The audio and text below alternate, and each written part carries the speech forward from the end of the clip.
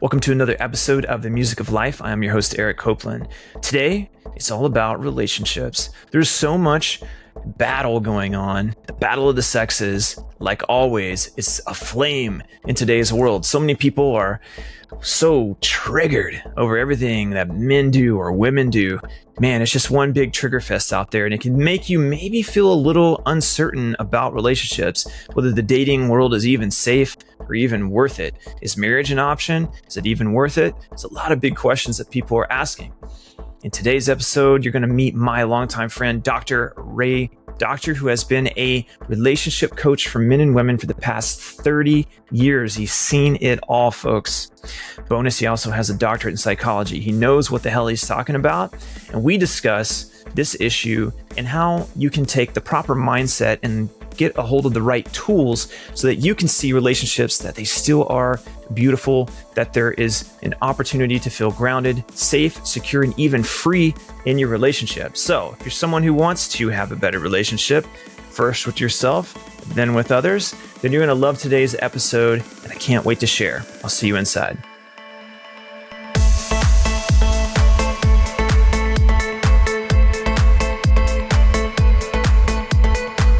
How's it going, Dr. Ray? How you doing? Thanks for having me on. Yeah, you're welcome. I was excited to. We were having a little conversation. We have a lot of conversations. We were having a conversation before the call, and we really wanted to talk about this whole issue with almost like there's a battle of the sexes again that you see in culture, and there's a lot of rifts between men and women and kind of what it means to be in relationship today. And, you know, you've been a therapist and psychologist for how long now? Well, I've been coaching for 30 years. So I don't know when I got my doctorate in clinical psychology, but I've been in this field for about 30 years working with people in their relationships and other challenges they have going on in their life.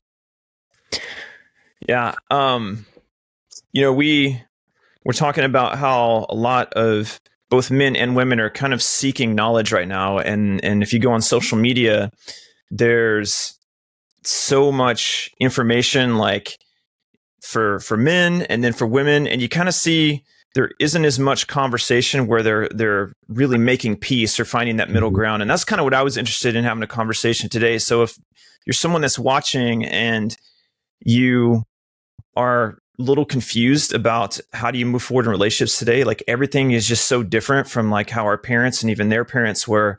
Like, is there a way, is there a mindset, or are there philosophies, are there principles that you can adhere to that will allow you to feel safe and actually have a calm nervous system when dealing with relationships today? So that may sound like a tall order for some. So let's just roll into it, Dr. A. I want to know, well, just given that topic, what's your 2 cents on it? What do you see as like the symptoms showing up, the challenge? And let's just open up with some thoughts that you have on it. So first off, the first thing that came to mind was how people are very divided with politics to health, like protocols, and many things like that, to where there's a lot of misinformation out there. Unless a person's sleeping under a rock or thinks that whatever they're seeing is absolute truth, more than likely they're not going to even watch this or listen to this. Okay, so I'm assuming that those who are going to be listening to this, watching this, are going to be open-minded and are going to agree with me and say, yes, there's a lot of misinformation out there and we are kind of divided. So with that same thought, that's happening also with relationships, because again, what we're maybe learning with social media is that there's profits that are being made by our insecurities, by our vulnerabilities. And so it's important to recognize that maybe in the past, we have become men and women, or whatever you want to call yourself, and we have sought relationships based off what we witnessed, what we saw, what was in social media, to what we witnessed in our parents.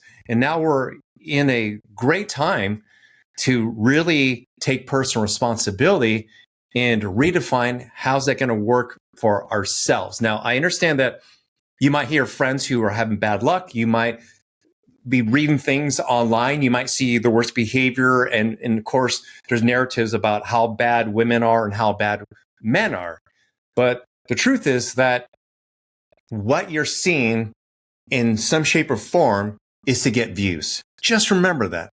So there's a conflict of interest of whether or not that maybe that there's truth in this. Even what we're sharing, I would say investigate for yourself. We're not saying this is the right way, follow us and so forth. We're the authority on everything.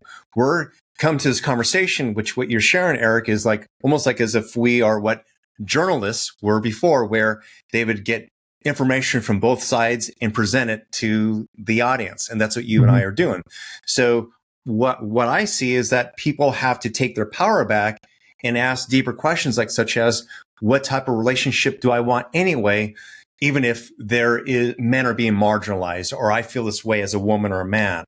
It's basically just taking it in and getting clear with that word, which might mean like writing it down. It might be working with a coach. It might be like really taking personal responsibility of like with what it means to you and why would you want to be in a relationship today, even if there's all that negativity, because at the end of the day, there are happy married people still. At the end of the day, people are still meeting. People are still dating.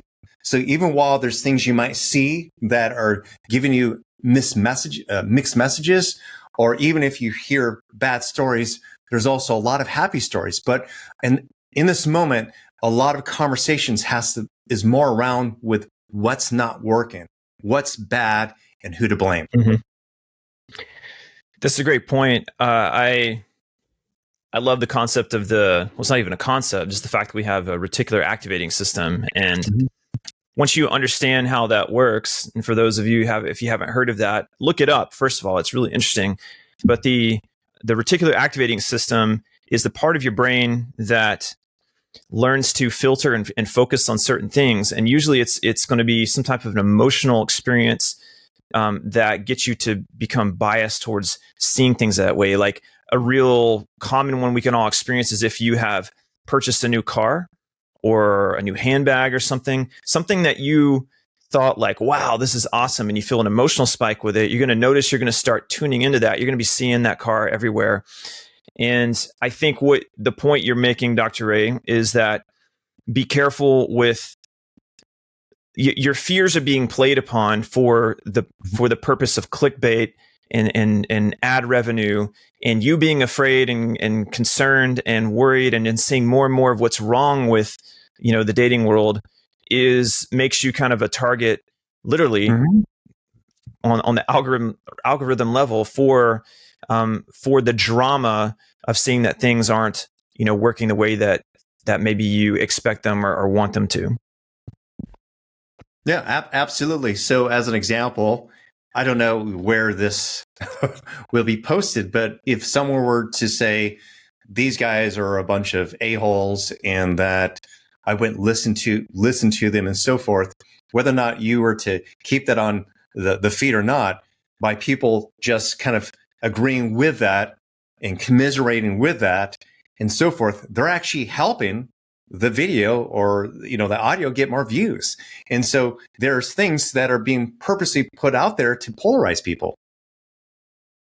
Yeah, it's I don't even think I thought of that, but when we were talking earlier, and I can see, like, especially someone who has a background in marketing and sales, and I've done lots of social media advertising. I mean, that's absolutely true. And it's not like you have to think there's some grand scheme or agenda behind it. Whether there is or there isn't, it doesn't change the fact of like where you place your attention is where you're going to get more of that, wherever you're getting your attention to. And it works very literally that way with your behaviors online, very literally that way. So maybe this is a good pivot then, Dr. Ray, because if that's one of the traps, we have to be careful. What you're offering is saying that, well, there's also counter information, or there's empowering information that will teach you to learn how to feel secure or safe in relating with yourself and with others. So why don't we shift gears and share a little bit of that, because you've been doing this for a very long time. We have conversations all the time. We know each other very well. We've both seen each other on our experiences and our things, areas where we've grown in life. You've seen me grow a lot with women and learning and overcoming the whole nice guy shit. What would you say are some of the top, like if you were talking to someone who was afraid and didn't feel secure in the relationships, what are some basic truths or things that you would want them to know to kind of get their mind to orient towards some solutions rather than the problems? Are you talking about like where do you find a man or a woman, or if you want to use the language, high quality man or woman? Can you be a little bit clearer with what you're asking, just so I can give a better response? Sure. Like if someone is avoiding being in a relationship where they're concerned or they're kind of caught in this trap that you're talking about of digesting all this drama and the fighting, are there any principles or truths like, things come to my mind are things like, we've talked about like the 3 stages of men or understanding masculine, feminine polarity. If we could just kind of create a little framework here to invite people, maybe later we could give them some specifics, but what are the philosophies or principles that help a person ultimately know that a relationship is something that can be helpful in their life, not a problem? Well, first off, whatever experience we have, we are experiencing ourselves. And what I mean by that is, as an example, I have this sparkling water and I might, have this can, I hold it, I take a drink. And in that moment, you can have thoughts of like, why is he drinking this can on camera? It's unprofessional. To another person will say, it seems pretty, I love that he's very casual. To another person might go, you know what? I haven't drank water since this morning. And here I'm doing the same thing, but everyone who's watching this or hearing this is having a different experience. So we will project onto people and experiences what we are feeling. So the biggest gift that anyone can give him or herself is recognizing that I am the experiencer. I'm the one who's feeling this no matter what. Like for a moment, when you have those thoughts, those judgments, remembering that while I'm having these feelings, it's coming from me.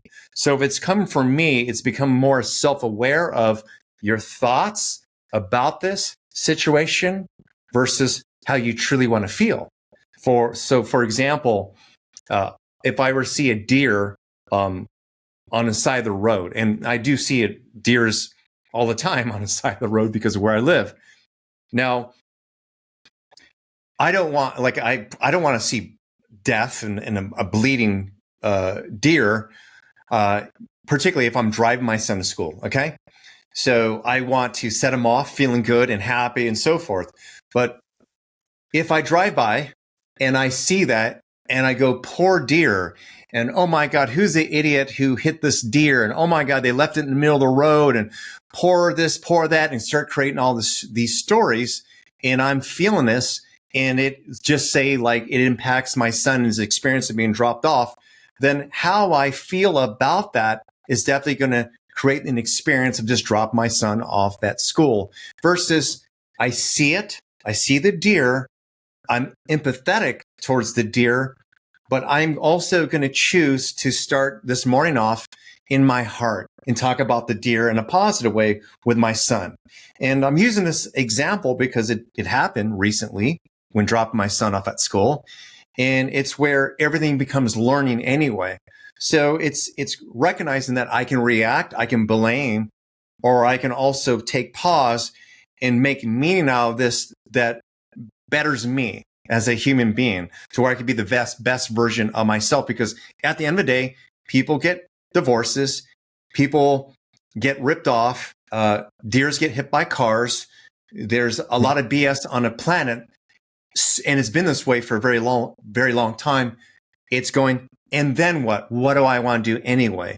It's being able to take personal responsibility and choose how you want to experience that anyway, because after all, you are the one who's feeling the experience.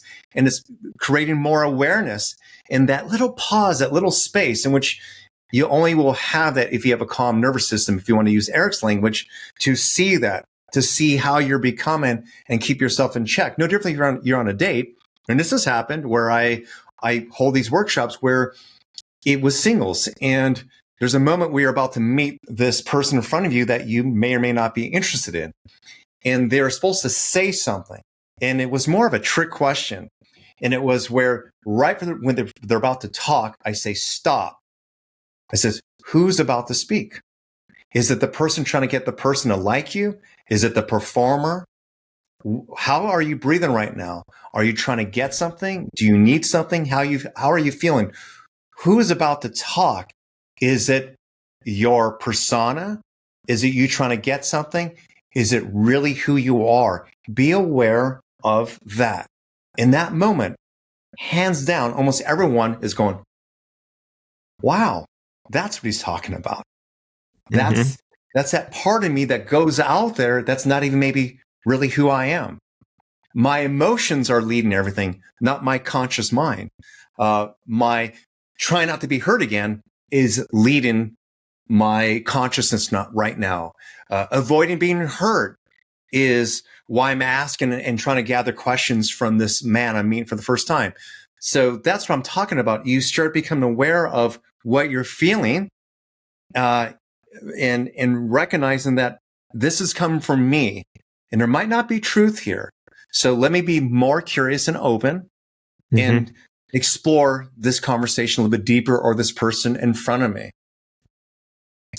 Yeah, that's great, because I think what happens is often you find that those impulses or those reactions cause you to make knee-jerk deductions, and then you repulse from that situation, and then you rob yourself of the lesson that if you would have just kind of learned to be a little bit more proactive.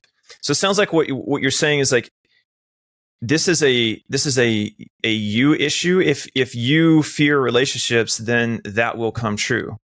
Yes. Right. Basically. Right. So getting to the, as I put it, calm nervous system is something that's always going to be like, we're going to have things that trigger us, because we have things that reside in the shadows, so to speak, or in the subconscious mind, or basically they're stored in our nervous system, our body. And so if someone does something that creates a reaction in that body, instead of projecting and seeing that as something someone did to you, notice it in the body, and and then refrain from reacting to the person. And then you might want to, if you need to take some space and investigate, why does that trigger me like that? Then that's where you're going to find answers to why you're interpreting the situation as unsafe. And that kind of brings us full circle even into what you do with coaching, that you've done with many people in relationships, is that once a person turns inward and brings their consciousness and looks at the trigger, it starts to create some separation. They stop identifying with it so much, and then that's when you can start to create some change. Does that sound like I'm barking up the right tree here? Yeah, absolutely. So you talked about shadow, and Carl Jung created that, I would say, terminology and about like parts of ourselves that we've separated. So like Dr. Jekyll and Mr. Hyde is a good example of Dr. Jekyll is this like conservative doctor, always being happy, maybe a people pleaser. And Mr. Hyde is like a FU type of guy, and like, is a little more charged and dark.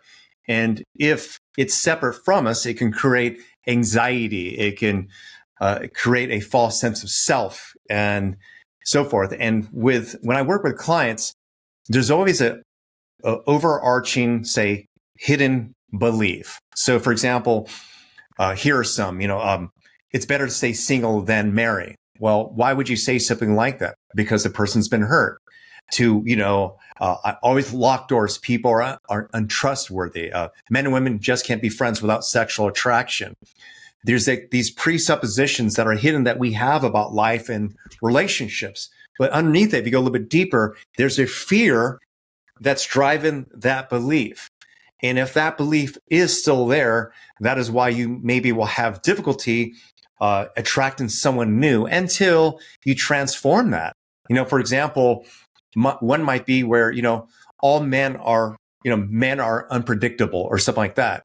Well, if you take ownership, meaning, okay, if I believe this, how does that impact me? It might be, well, I don't feel safe. I don't feel like I want to open myself up without a healthy container.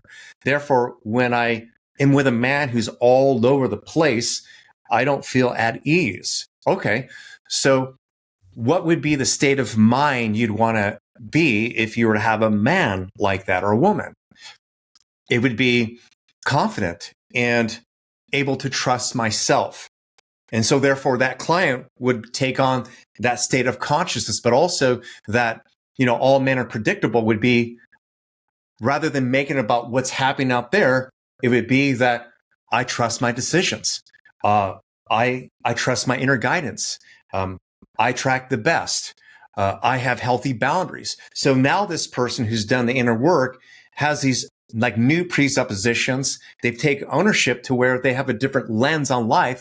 Therefore, they can attract and experience something new.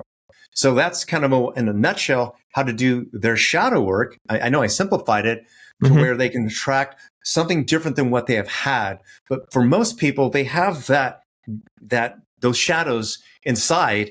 And what happens is that they go out so when you see something on Facebook, on YouTube, to validate you, you commiserate with that. And then you just crystallize that more to attract more of that. And that's where I'm going with this is where, yes, there has always been men who cheated. There's always been some women who've been gold diggers. Sure, there's all kinds of people out there that who misbehave, who are inappropriate. They're not a match to you. But there's also people out there just like you who are looking for integrity, commitment, who want transparent communication. And that's where your focus should be, regardless of what is being thrown at you. And again, remember, social media and everything that comes your way feeds off what is hot. It feeds off of what is polarizing, because at the end of the day, what we both mentioned here, it's going to draw traffic. It's clickbait. It's going to make someone money. So it's very important to remember, just like us here, does this resonate with my heart? Does this sound good? Take bits and pieces of what we share, what you hear over there, what you read in a book, and try to make sense of something for yourself. Therefore, if there's anyone to blame, it's you. That I'm gathering information, I'm taking personal responsibility, and I'm going to put myself out there because I have this new information, this new self-awareness. And when you get to that space, what you do is you recognize that with each interaction I have with people, social media to people I go on dates on, is that you get a reflection of yourself of where you can still grow. And so whether it's negative or positive, I see all things as feedback to ourselves. Because again, what we feel is ourselves still. So whether he or she are doing something wrong or whatever, still you are the one that's being conditionally polarized by what you prefer them to do versus being unconditionally still in love with yourself and be able to see it from afar. That's great. I think the biggest challenge, it's very clear the way you put it. The experience of the application, whenever this is new to you, of what you're saying, is one in which you're going to face contracted emotions and tension and a sense of a lot of resistance to that, because it requires you to stop when you break that habit of making it the world's fault or someone else's, and realize that when you take your power, it means you have to have that responsibility as well, because you're the one that only really has the ability to respond, that responsibility. Something I'll share that has always helped me do that is just to get a bit metaphysical. The concept of sacred geometry has been something that implies harmony in all of nature. In other words, if you look at the galaxies, if you look at down to the atomic level, look at the spiral dynamics in a sunflower or a shell, and the Fibonacci, the golden ratio, there is beauty that is and growth are principles of nature. They're hardwired into nature, and there's nothing you can do to change that. And the question becomes, are you as an individual, are you nature or something separate? And so this is important to realize you're just as much nature as a deer is. Your body is a creation that you didn't, as far as you know, didn't create it.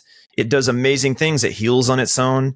It knows how to allocate energy. And what it requires often is for you to just not get in the way of its beauty, of its natural intrinsic harmony. And because we have conscious minds, we can choose to not live in harmony. But the permission slip that this offers me is that at your core, at your center, is the right to have that calm nervous system, to feel good, to like what genuine feeling good. I mean, you feel grounded in who you are. You feel free to express yourself creatively. You feel capable of going for things. You have an open heart and you feel connected to others and have a sense of community. You speak from a place of truth. You can trust the vision you have, and you ultimately make a decision that you can trust life. And that has there's an experience to that. And I think if people can remember that is like your North Star, that is your right that no one gets to take from you. And the problem I notice that a lot of people have is they don't just say, we were talking about this the other day, they don't just come down to a simple yes or a simple no. Mm-hmm. Because anything in between those two things is suffering. And so if you're in a relationship, let's say you're a woman and you don't feel good about something, and you just try to open up and share that you don't feel good about that, but your partner gets triggered by that and shuts you down for, having feelings, then you have to ask yourself, like, do I have the right to, like, there's nothing wrong with me having this feeling? And this is a time to have that boundary in place. So in other words, saying yes to yourself is okay. And not only is it okay, it is the strategy for, so-called abundance or happiness, or finding those moments of joy in relationships. And having a functional life requires you to say yes to yourself. And I think that's just an area I noticed that you have to be careful of, because like you're saying earlier, Dr. Ray, whenever people go down the rabbit hole of what's wrong with everything, you're really strengthening and reinforcing a no is what you're actually doing. You're like, actually a maybe. It's like if you really pay attention, what you're saying is like, I want a healthy, happy relationship, but I can't trust men. Mm-hmm. But the world it all sucks. But, and then you go find evidence of all those buts. And now you're not at a yes or no. You're not cleanly saying, no, relationship isn't for me, and I feel good about that. Or, yes, relationship is for me. I know that's right for me, and I feel good about that, which is making that decision is going to put you on a path of personal growth and have you learn to have that autonomy or that sovereignty as a person and say, look, it's okay for me to want, like, there's nothing wrong with you for wanting to have a healthy relationship. You just have to be willing to accept when people aren't willing to meet you there. You mm-hmm. have to accept when people are triggered by what you want. And that courage to do that courage to truly be yourself, I think is where people, including myself many times, have found faltering in those areas. And so those things really have to be cleaned up. I was on an interview yesterday and asked a question on the spot. And I got a little bit tongue-tied because I was trying to find an example of what are some of the things that I might talk about when I first meet a person. And as you know, I'm in an amazing relationship, and my girlfriend's an amazing coach, and we do speak the same language. And to piggyback on what you just shared, and that question that was asked was, what are some of the things that you do to gather, discern whether this person is, a fit for you. In other words, and you don't want it to be like an interrogation. For example, do you want kids? Where do you plan to see yourself in 10 years? Like I've heard these types of questions because a man or woman is in fear. My last two exes cheated on me. If you're coming from that place of fear and you're putting yourself out there, you will meet yourself as the same version as you were when you're with your ex and not feeling good, because you will more than likely attract the same thing, or you will still just have the same negative thoughts about relationships. And that is, I can't trust him or her. So it's being able to move past that and putting yourself out there more openly to create and experience something new. Now, the question that was asked was, what are some of the things you gather when you meet someone for the first time? Well, as an example, I just go for it. So these are probably the two sets of questions that I would want to know. And one is this, is if I were to put all your exes in the same room, what would they say are your greatest strengths and weaknesses? For me, I would want that person to have a light-hearted approach to that. Like I will share what others maybe have said about me, but it also is an indicator whether or not this person is reflective, lighthearted, and can be honest with these aspects, because they're going to show up probably in this new relationship. And I think it's a fun way to also see whether or not this person's taking personal responsibility. And number two, and I do this with business partners as well, and that is, what do you like when you are in your shit? When things are challenging, you've got too many moving parts. It could be that your father's in a hospital, your child is sick, work is slow. Like there's so much going on. What do you like? It could be, I gaslight, I become really quiet, I'm not very affectionate, I seem angry or impatient. Number two would be kind of that. How do I know when you are in that? How do you know? So because you might not know it, so how do I know it as your potential new partner? And the third one is, how do I best support you? Because attraction can be really easy. The first 3 months can be really easy. In fact, you can meet a person who has seen a therapist, who's done a lot of work, but when they're in an intimate relationship, they're still probably practicing, because that's when that stuff's going to come out. And I don't care if they've been a coach for 30 years like myself, or they're like this great master guru or something, because all of us have some shadows. So as an example, with my girlfriend, if you want to know what I brought up with her, was that I said, I'm very comfortable being alone. Like I love my life. I have a lot of great things I can do. I don't get lonely. So it's probably easier for me to kind of go, well, it's just not working out. Goodbye. So I'm not like a serial dater, or I don't break up with people, but I did remain single for a very long time because I enjoyed it. So I said, when I'm in my stuff, that it could sound like I can just throw in the towels, because sometimes I notice I'm stressed. I'm like, you know what? I'm a single parent. I'm doing this and that. It'd be easier for me to kind of go, but that's not what I want to do. I want to lean into it. And so I want to grow. And so when we have these containers, a container would be where, what do you like when you are in your stuff? To, is it okay to take pause when we're reactive? That's a container. To, what would that mean?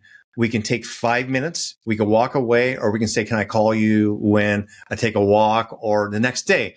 That's a container to create a sustainable, healthy relationship. It could be when you're first starting to date. So I'm not sure about you, and I'm seeing some other people. That person might say, thank you for sharing that with me, but I'm not going to have sex with you until you're clear. Great. So within this container, you might be having sex with other people, but with this one person, you're not. But it's just really being transparent and open with containers, because those containers take a conversation and they create like commitments to this idea. They're kind of early on agreements. And that is how you build healthy relationships. How do we become in this? How do we talk when we're stressed? To what is your thoughts about this and that? And how can we talk about it? You know, for example, even sexuality. This is a funny one that I always would bring up in workshops when I had to do intimacy. And there would always be men and women in there. And where I'd say, like, when you think about sex, do you think about, foreplay, communication, blah, blah, blah, like all this soft stuff? And mostly women put their hands up. I said, when you think of blowjobs and blah, blah, blah, all the more graphic, men raise their hands. I go, yeah. I go, when you both start talking about sex, you both would say, I like sex. Sure, I'm sensual. And yet the man has one version of it and the woman has another version of it. So you're still going to have to collaborate in the middle, like what that means. Because say as a woman, you might be like, I'm getting to know this guy, and he's really easy to talk to. I think I'm maybe open.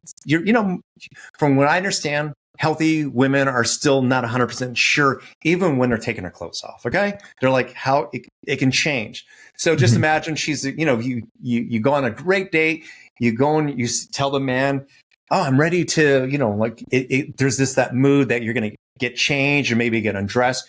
You go in the bathroom and, you come out in lingerie and he's out there with a heart on, holding it, like ready for a blowjob. And you say, like, what are you doing? And he says, well, I thought you said you were into sex. And she is like baffled, like, wait a minute, this is not sex to me. Like, slow down, buddy. And so no matter what, like, we have a different relationship to sexuality, to intimacy, to what we talk about, to the future of relationships, to what's needed in a relationship. So it's very important. Again, we go back to what I originally said. What does a relationship mean to me? What would a healthy relationship look like to me? Because more than often, people are talking about what they don't want.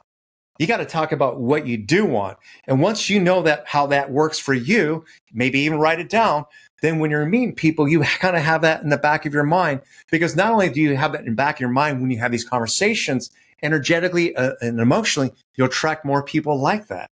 And that's why it's very important. Like you said, Eric, it's like getting to a strong yes or no. Like, yes to this type of relationship, yes to this type of experience. Yeah, in between the yes or no is the skill of conflict resolution. And something that to extract out of what you're saying, like a couple nuggets, because that was really good stuff, was I think the big takeaways I'll say would be the tone that you set at the beginning of your relationship. If you will be your authentic self up front and take that risk when it actually feels the most risky to be yourself when you hope someone likes you or whatever. But the thrill is whenever you can be transparent and the person, it actually earns respect, it earns trust, and it creates intimacy very quickly. And it invites them to step into a container where they're also feel like, hey, I can be open and transparent too. Then you're inevitably going to have your differences, your so-called conflicts, which the word actually just means to strike together. It doesn't actually have a negative connotation. It's just different things strike together. And in a law of nature is when any two things come together, it creates a third. Okay. So in your relationship, you have these differences. And so you're going to have moments where there might be some triggering or uncertainty, or I think sex is this, I think sex is that.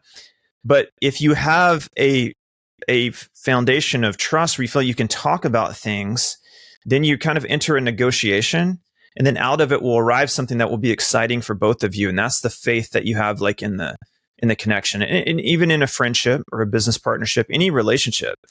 And even in your relationship with yourself, which I think is a great place to start, or the essential place to start, if you will trust having the conversation, resolving conflicts within yourself so you can arrive at a yes or no, you'll find that there's information out there, there's wisdom, there's insights that will guide you to something that feels a little better, a little more, aligned with who you are.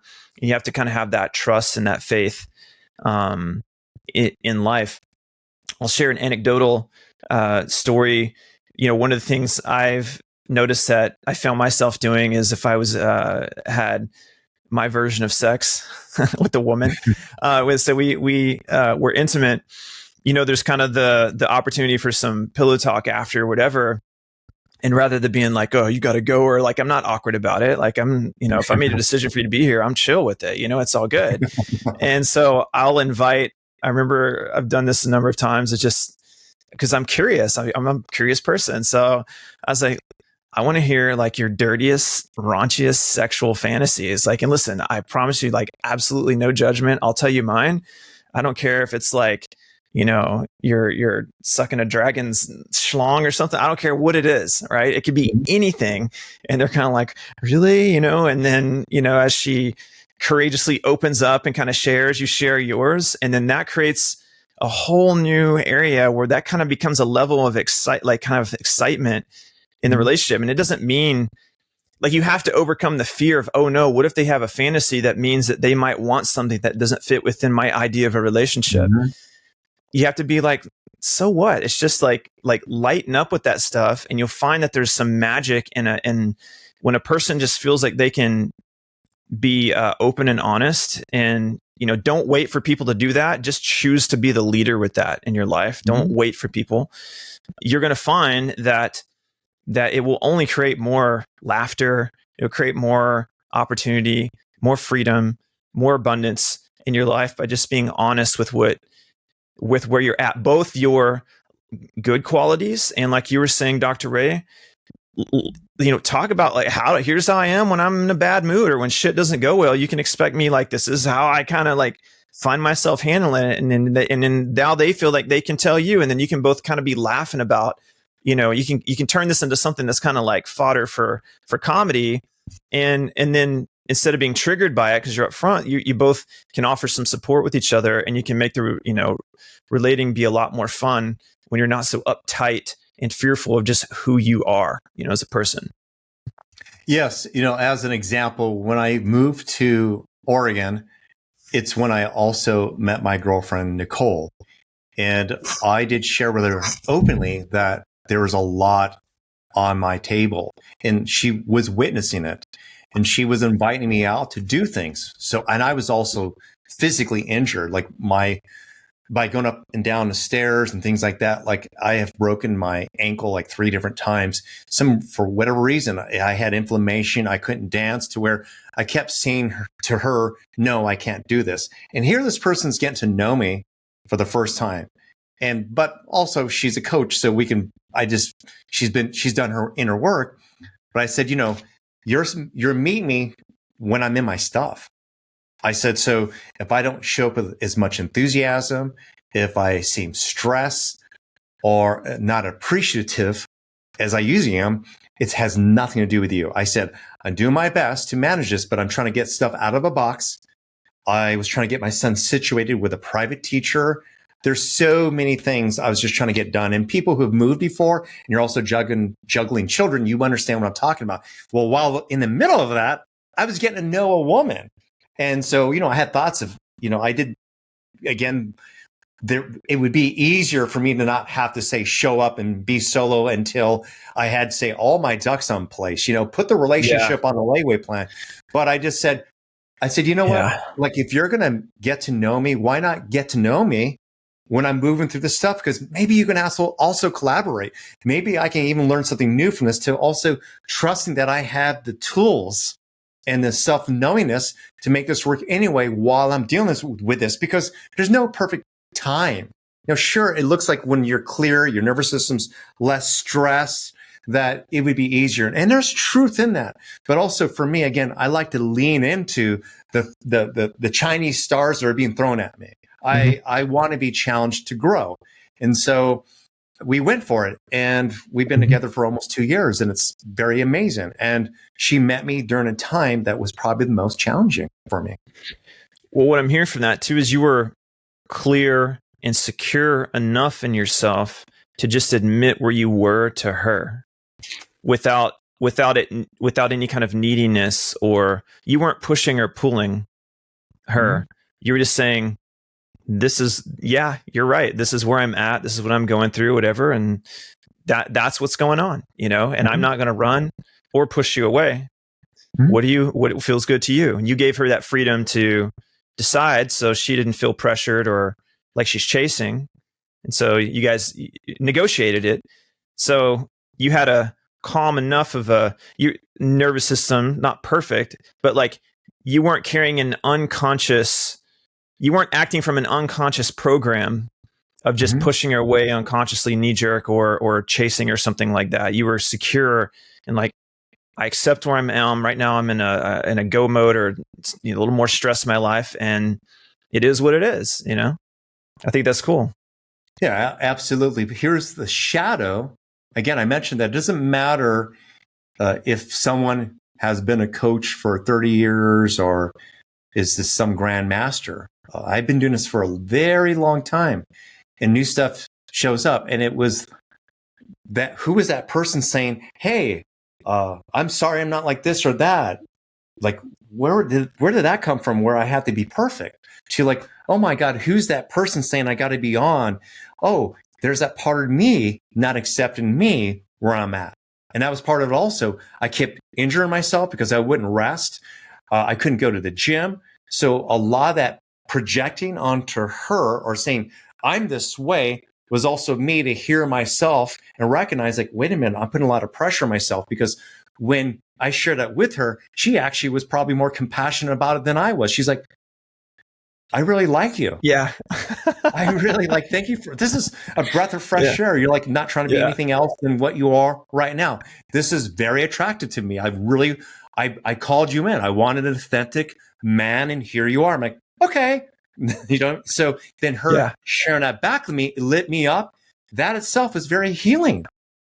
That was very healing, because I went, wow, I am trying to be like perfect still. Or like there's this idea that I will be less if I'm not able to dance, or I'm less because I'm like I'm not showing up happy with, this vibrant light shooting on my eyes and going, I'm good, and so forth. There was a lot of self-acceptance, like another level of that during that experience. Well, thank you for sharing that. I know I have to laugh when you say, I know those moments when you feel like it's a risk to like own who you are. Another person's like, oh yeah, it's like they even find it adorable or something like that. And you're like, it's very liberating. You're like, wow, okay, I really made a big deal out of that, didn't I? It's like, holy shit. I think again, if I'm listening to your story, and so what I would extract from that as, for the viewer, if there was a takeaway, it'd be, you're going to always have room to grow. So just accept that as true, because you're human. However, it is really like, what you need is not to be perfect, but what you need is to be aware, have the consciousness and awareness, and you need tools that help you, just so that you can be clear and having the courage to just express who you are despite the feeling of being triggered, whatever. That's what I'm hearing. And you had the courage to, you call it the shadow, as you said, the pattern, but you had courage to do something about it. Like that came down to saying yes to you, is my point. Yes. Like you said yes to doing the right thing. And if we were to call that shadow, like the transparent hidden belief, would be that I'm more attractive when I'm vibrant and happy and seem on, or like it was just this overarching statement that I had.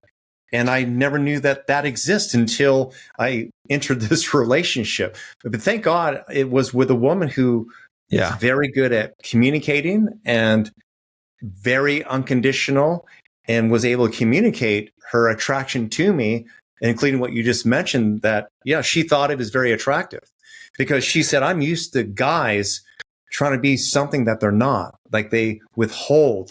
And I have to find out things later on, or it's just going to show up, because you can only pretend for so long. And I'm having a moment, Dr. Ray, where I love that you shared that, because I'm having a moment of self-realization as well, where I'm seeing that pattern, and absolutely has been in myself, where I've had so much stuff to do or to catch up, or, as guys, we really care about, like, we're trying, like, God, can I just put a period on the end of the sentence and then I can relax? It's just like we just can't. It'd be very difficult to let that go, and we can be a little so yang with it that we choke out beauty in our life and forget that, just like, yes, you want to put the period on the end of the sentence, you want to hit the achievement, but that's secondary. That's not the point. Don't forget that it's okay to be where you're at, with that. And I think women, can be pretty amazing at helping us to understand that as men.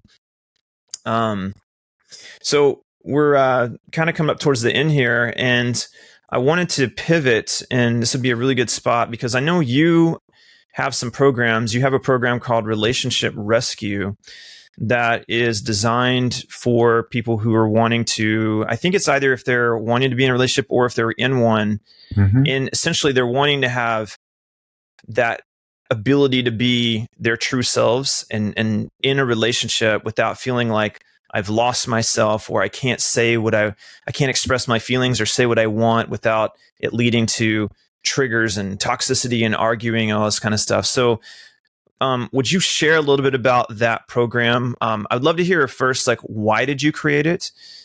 Like, for you, I want to hear your personal reason, like what inspired you to create this program, and then tell me what it actually kind of looks like for the person if they were to do it. Okay, so I created this program basically for almost like this conversation when it comes to who am I? Why do I feel this way? And why do I think this way about relationships? So that's why I call that Rapid Relationship Rescue. It's not a program to help you find your equal. It is a program for you to strip away those negative narratives. So with the PDF and the videos in there, it guides you through a process with questions to answer so you could be reflective in the way that I have been sharing here on this conversation with you. And because you might be going, how do I get to that place? How do I become self-aware or come up with those like overarching statements? And so if you do this program, you will have that experience where you will have a judgment about something, or it will guide you to maybe a childhood experience to where you'll extract from that, oh, this is how I started thinking about relationships or myself. And again, like you mentioned, it's for people in relationships or who are single to prepare themselves to have a better love map to their hearts and happiness. Awesome. And if, so it's like a self-guided, do-it-yourself. Yes. Home program. Is something that they need to do over a certain period of time, or is it like they can just? No, once they have access to it by just going to my website and it's free, they could just keep pulling back up the videos. It's there for life for them to, do the process in the convenience of their own home whenever they want, when the kids are asleep or whatever else. And if they wanted to get their hands on that, where could they find that? It's the actual the link. You can put it down in the conversation below, correct? You have for yeah. What we'll pop a link on the video here, and then we'll put a link in the description below. Because it does it's on my website, but there's like a longer, like I don't want to say it right now, but it's like www.raydoctor.com/that whole thing. So perfect. Okay, yeah, we'll put it down there. Yeah, no worries. Very cool. Well, we can go ahead and close this out, but I think we might have future conversations. And if you guys watching, if there's something about this conversation that, even if it triggered you, or you had a question or a follow-up or a question for Dr. Ray or myself, an idea for something to discuss, like a topic you'd like to be addressed, feel free to leave that in the comments and let me know. And then maybe I can get Dr. Ray back on here and we can have a conversation about that. I've known you for, gosh, how long have we known each other, Dr. Ray? It's been at least like 12 years. Yeah, like 12 years. 15. Yes. On that hike in Runyon Canyon. Yeah, I remember that. It's pretty fascinating to see, like, in many ways, you're exactly the same person, but in other ways, like, there's tons of growth. And I I think I can say the same, in return. I think we've had our way of helping each other grow in certain areas, which is why we still stay connected. And I definitely appreciate all the value that you brought in my life with, I know you really are, like, you have some serious kung fu when it comes to breakthroughs. And I've told you that many times, like rapid, quick, just get to the point. You have such a masculine approach to it. It just requires a person to be willing to surrender to the process. Mhm. But if you will, what you get out of it is a potent flip in your psyche. You can really find much more, as I say, calmness in the nervous system as you begin to see and have these deeper insights into the self. And when you clear that energy up, it really does open up new possibilities and creates excitement and anticipation for what's possible, in your life, with your relationship with yourself, and romantic relationships, business relationships, and so on. So just thank you for being who you are and being my friend, and being willing to come on here and share what you know with others. I appreciate that. And it's been amazing to see your growth and who you've become and continue to become as well. I appreciate what you shared also with the work that I do. In this conversation, when I talked about the hidden beliefs, that very much is a big part of what I do. And it is in my upcoming book that's being edited at the moment, to where there's a big section on that of how to do that. I don't know when it'll be out, hopefully in the next 3 months, but it gives you a better explanation of how to get to those overarching statements. Now, say with technology, like on our planet, when it comes to psychology and life tools like that, we have come a long way. So I like to believe that I'm on the vanguard. Like, I am a pioneer of discovering all these new things that actually work. So this process, in a way, is a kind of like a way to get access to the true problems that a lot of people have, like on steroids. It's where, it's one thing to go, oh, this is my shadow. But now what do you do with that? How do you transform that? And I'll give you an idea. So if a person discovers that she or he has trust issues, well, they might think, how do I get rid of this? How do I get rid of this? Now, this might sound too simple, but it has worked. Well, that person might now knowing that say, I'm learning how to trust myself. I'm learning how to trust life. And it's by little things, by telling someone no that they haven't said no to where in little interactions in life where they crystallize with their own action, the new becoming of them being more confident with their yes and no's so they can trust themselves. I've seen people, without going down that 5 to 10 years of working on themselves and nothing changing, to be able to discover and experience a new version of themselves by finding that shadow and matching that shadow with the light in actions and relationship they want to become. So in my upcoming book, it has that in there as well. But also in that program that they can download, it has some of that information as well to connect to that, to shift that within your body so you see your life start to truly change. I'm curious, do you have a working title for the book yet? No. Okay, so it's coming. Okay. That's the easy part. It's funny, my approach on this, because I'm very creative. To me, that's like the frosting on the cake. So I'd rather just kind of get the bulk, the ingredients, and the fun part, the sexy part. Let me do that later, because what has happened is the book has shifted different directions, but it is a manual for people to do self breakthroughs. Awesome. Well, what we'll do then is when you are ready to publish that, let's get you back on and we'll do an overview of the book. Okay, great. Perfect. Cool. All right. With that, guys, we'll go ahead and close it out. I want to thank you for watching. And if you like this video and or if you have any comments, again, just leave a comment below, hit that thumbs up, and we'll see you next time on The Music of Life. Thank you, Dr. Ray. Thank you very much.